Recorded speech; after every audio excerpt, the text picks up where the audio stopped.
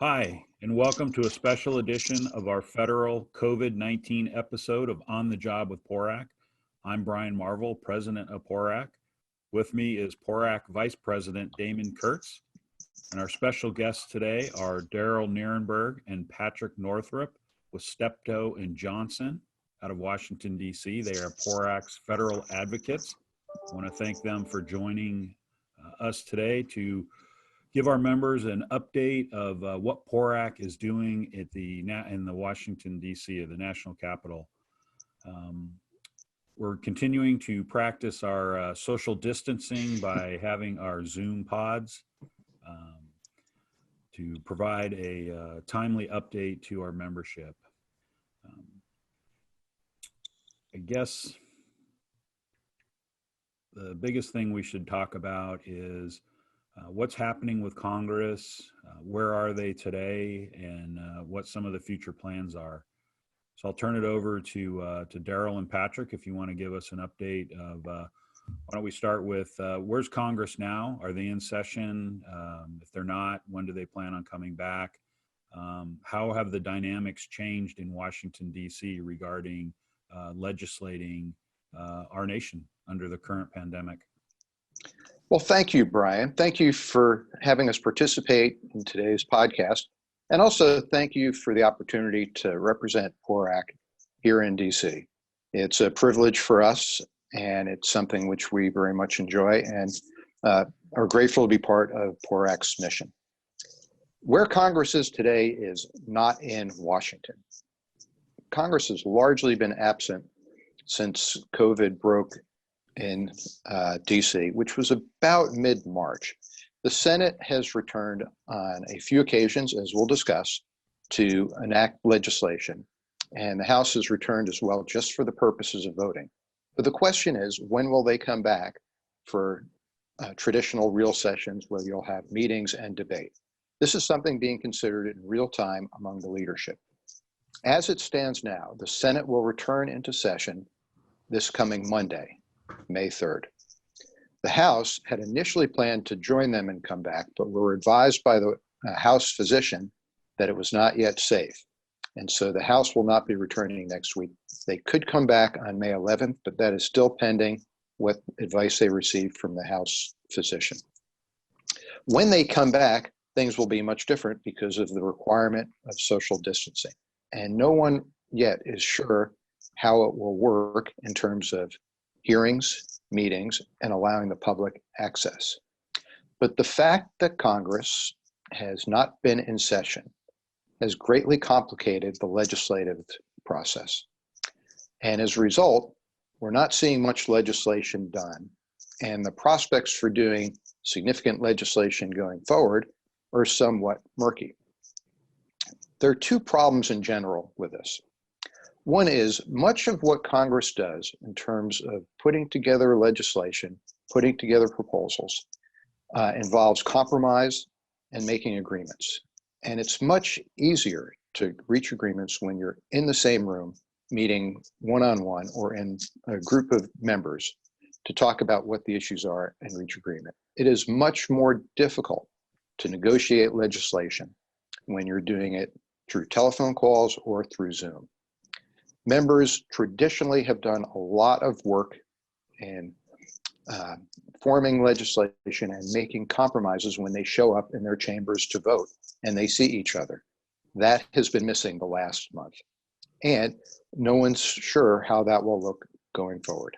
Then you layer in the fact that this is an election year and it's a very divided public, and it's going to be a very divisive campaign.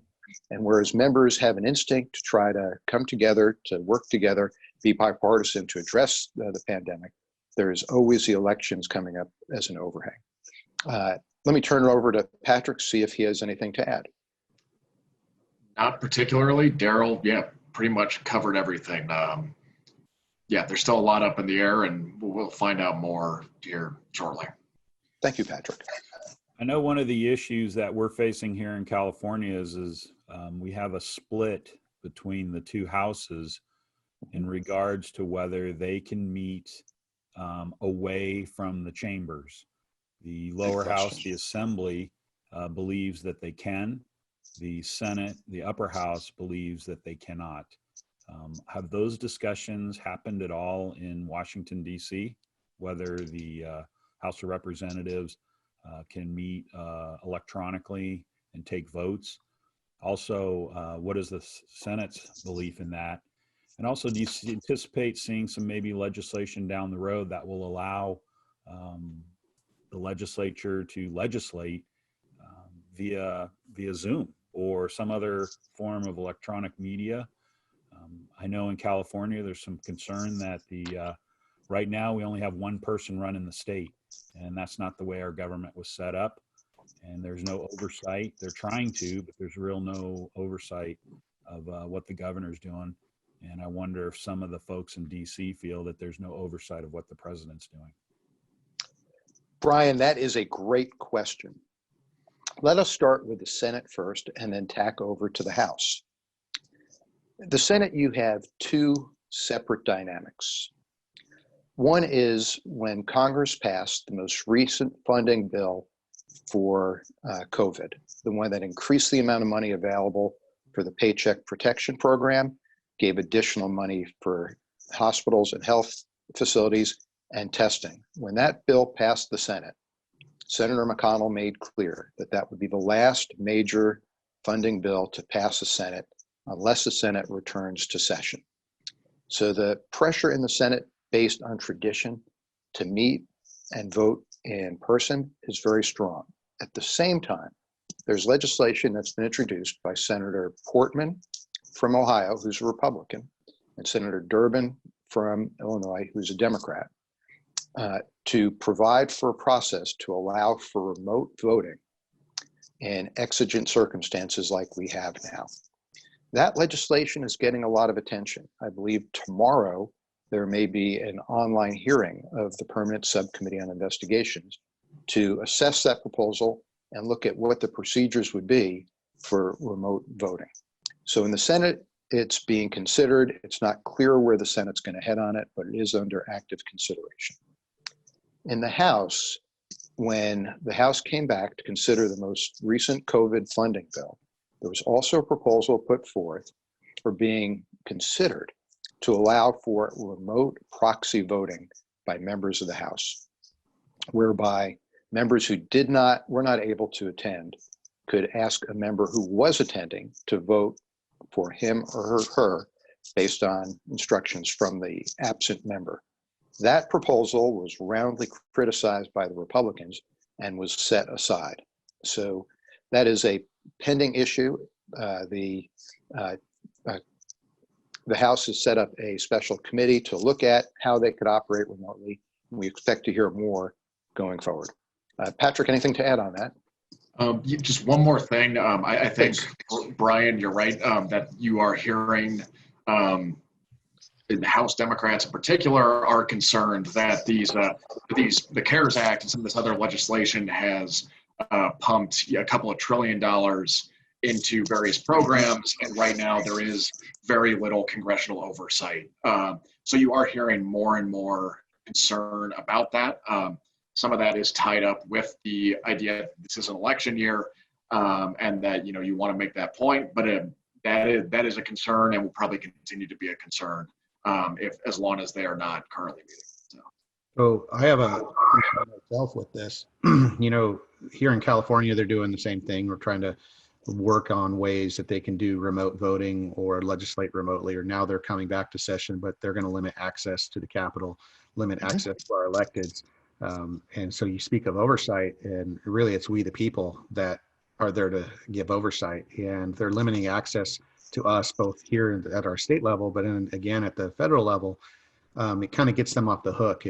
They can make votes that may be controversial without having to have face-to-face meetings with their constituents. It's a little concerning to me to make that more difficult.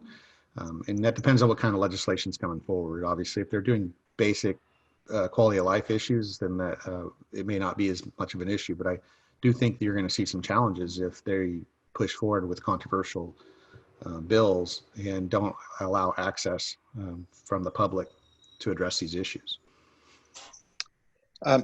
Damon, that's a great point. And that is one of the issues that leadership in both chambers is struggling with, because the right to petition government is set forth right in our Bill of Rights, and it is held dearly by members of Congress, and they want to provide opportunities for members to receive public input. How to do that safely is one of the things the task force will be looking at. Yeah, it's particularly concerning because over the last few years, we've been dealing with a lot of controversial legislation, both at the state and federal level. And so, there's that whole adage, don't let a crisis go to waste. And I'm fearful that a few of them may try to take advantage of this. Very true.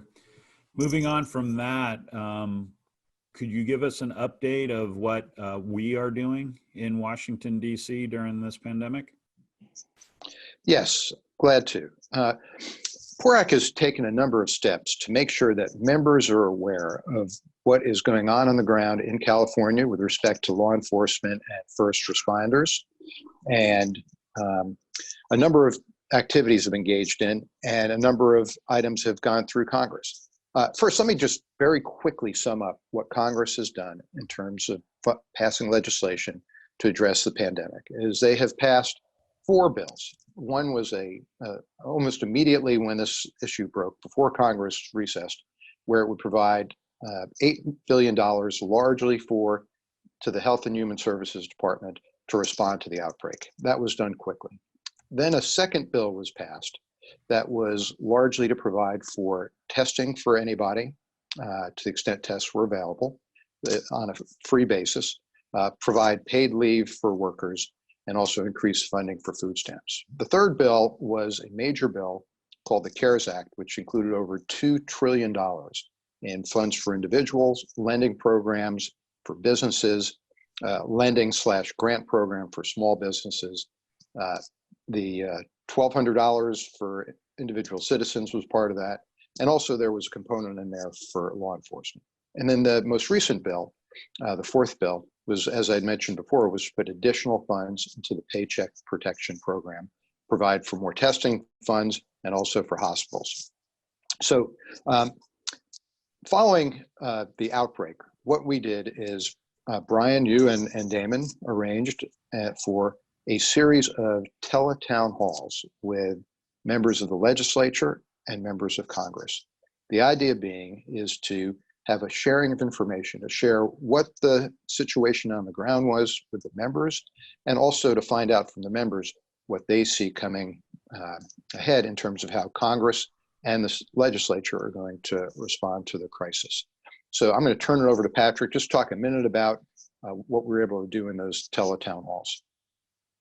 Yeah, so those teletown halls were a pretty great success. We invited every member of the California delegation to Washington, so both senators and then all of the representatives. And we had a couple of dozen members and their offices partake in these teletown halls. There was a real appetite to get that sort of, firsthand, on the ground info about what law enforcement and first responders are dealing with as the coronavirus outbreak continues.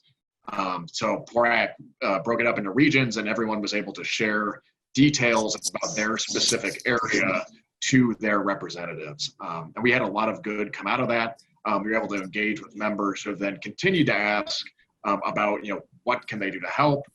What is PORAC dealing with on the ground? And we even had some really, great, specific successes. I know on one call, Representative Norma Torres mentioned that she had access to some personal protective equipment that she then distributed to law enforcement members in her district. So it was a really good tool to engage, share information, and just let representatives know what they can do to help and what law enforcement needed.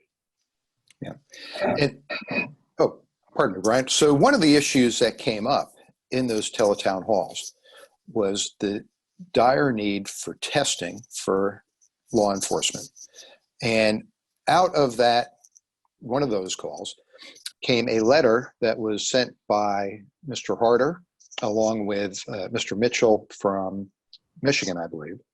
And what that letter was is it was asking for priority testing for law enforcement. We have not only worked with Harder on that letter, but we've also engaged with the Law Enforcement Caucus, as they have been promoting for the same policy.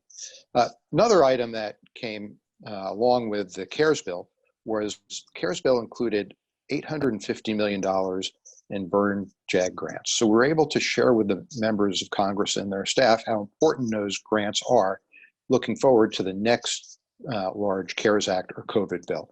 Patrick, you want to take a minute and talk about what we know about those burn JAG grants? Yeah, absolutely.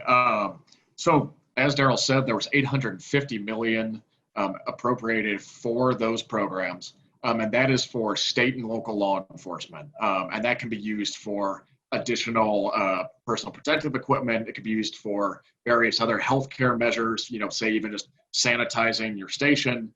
It can be used for healthcare in correctional facilities, just to try to keep everybody safe. And it can be applied for by states, municipalities, counties, any of these smaller jurisdictions to, give their law enforcement agencies the help they need.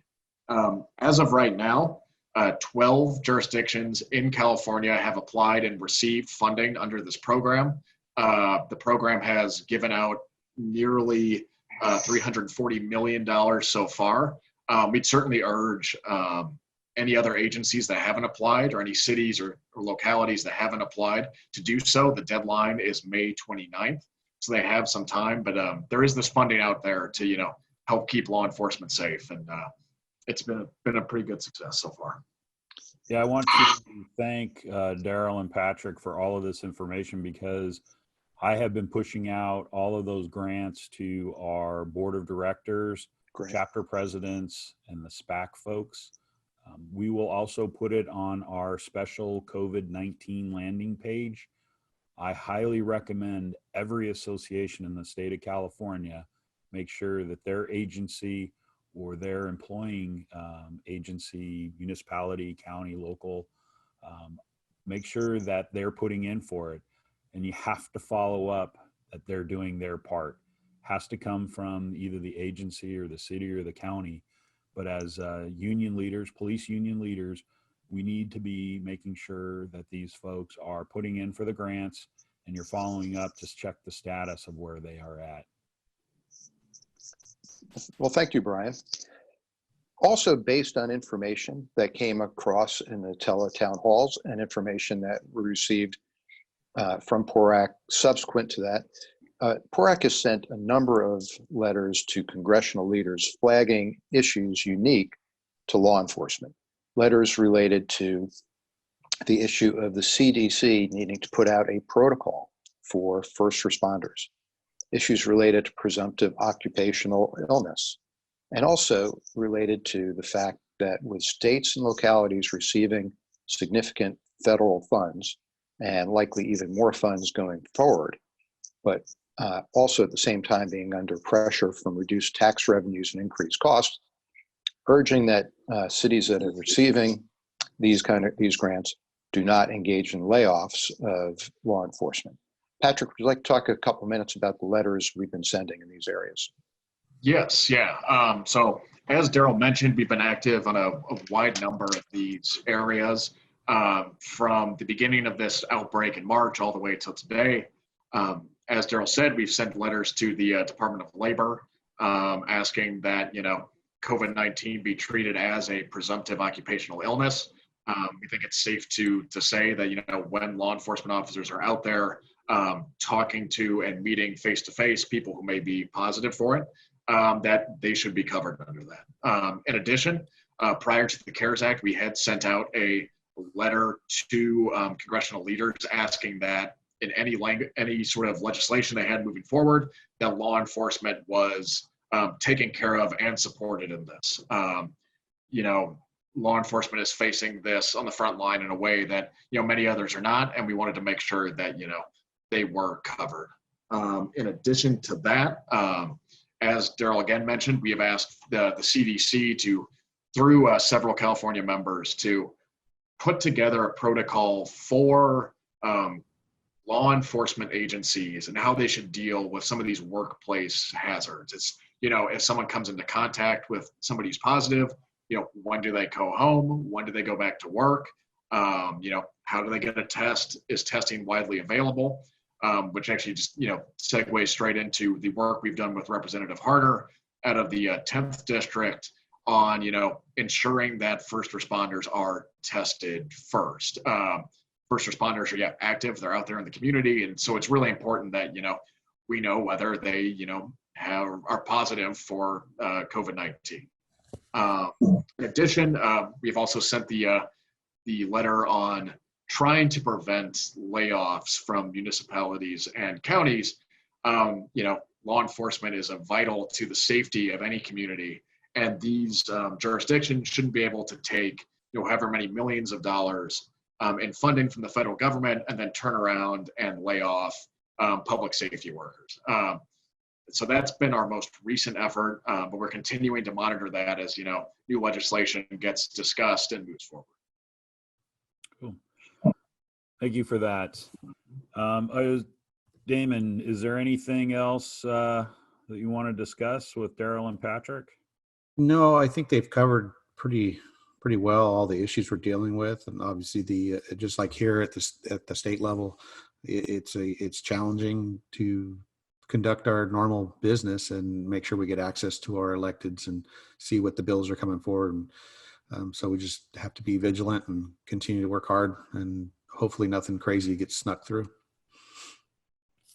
I agree. And I definitely want to thank Darryl and Patrick for their hard work in Washington, D.C. on our behalf. I think being affiliated with PORAC provides our member associations an excellent opportunity to have their voice heard in Sacramento, but a strong and powerful presence in Washington, D.C. as we continue to expand our footprint. I can't thank you guys enough for the work that you're doing for us, especially during this pandemic. And like I stated earlier, it really is incumbent upon our association leaders to also step up and use the resources that we're providing them to follow up with their agencies, their cities, their counties, to protect their members, because that's really what we're here for, is to protect the working conditions of our members. So I want to close it up here. I don't know if Darryl or Patrick would like to make any additional comments. Sure. Well, thank you, Brian, and thank you, Damon. Thanks again for having us participate in this podcast. One thing I'd also want to thank you and other leaders in PORAC relates to your engagement with your delegation here in Washington, both through your fly-ins to come meet with them in their offices, and also your contacts with them in the district offices, and continuing contact through calls, letters, and emails.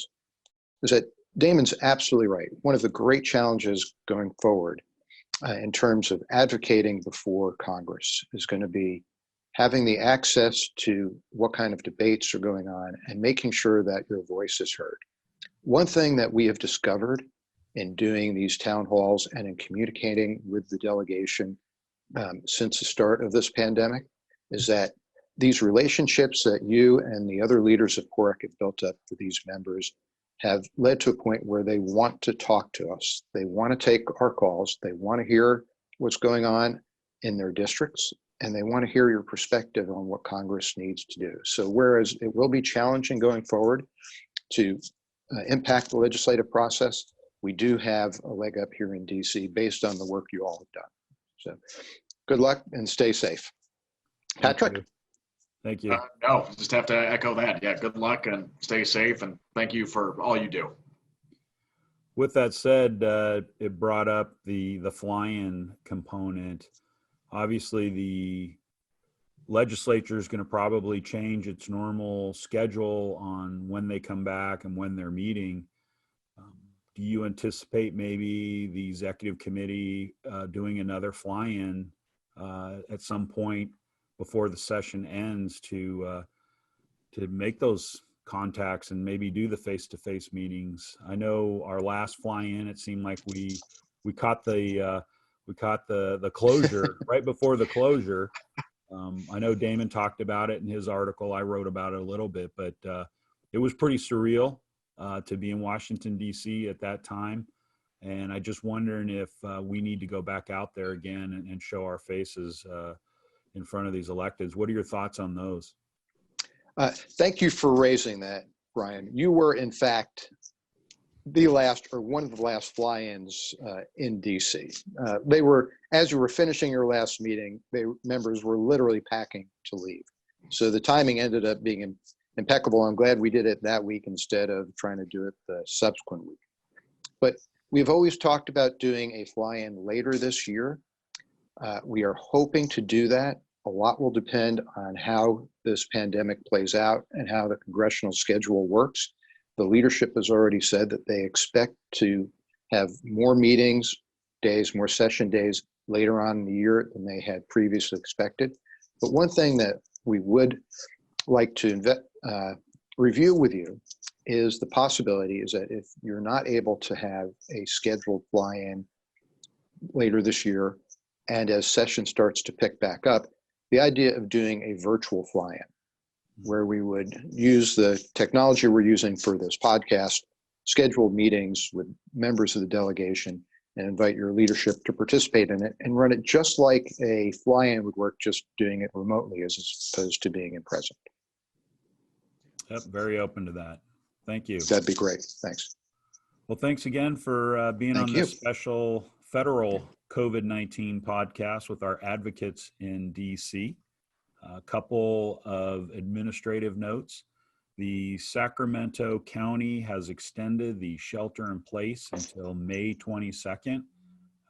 At this time, PORAC will obviously remain closed. All of our staff is currently working at home. Some are coming in 1 day a week due to the nature of our work, which the order allows.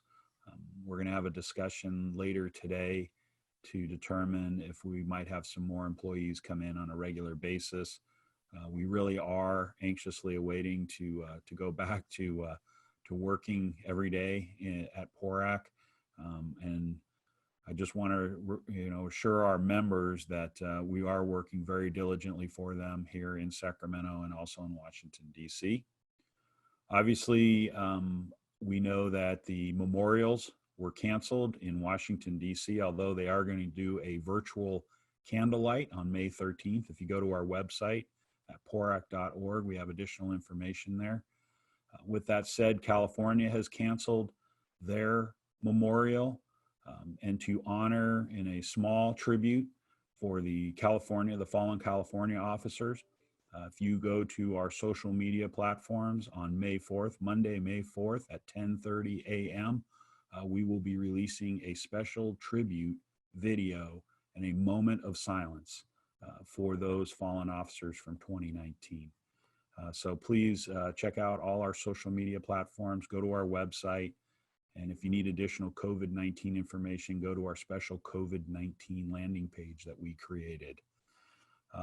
One last item, PORAC has established or has created for many, many years. It's called the Hazardous Exposure Listing Program, HELP. It's a redundant program. If you're exposed to hazards, this is a great place to put it away from your agency, away from your municipality or county, just as a redundant place that you can print out all of your information. It's absolutely free, and it's confidential, and it's all yours. So please go visit our website, check out the HELP program, and register for that. I want to thank you all for joining us on this latest episode of On the Job with PORAC. We hope you enjoyed it.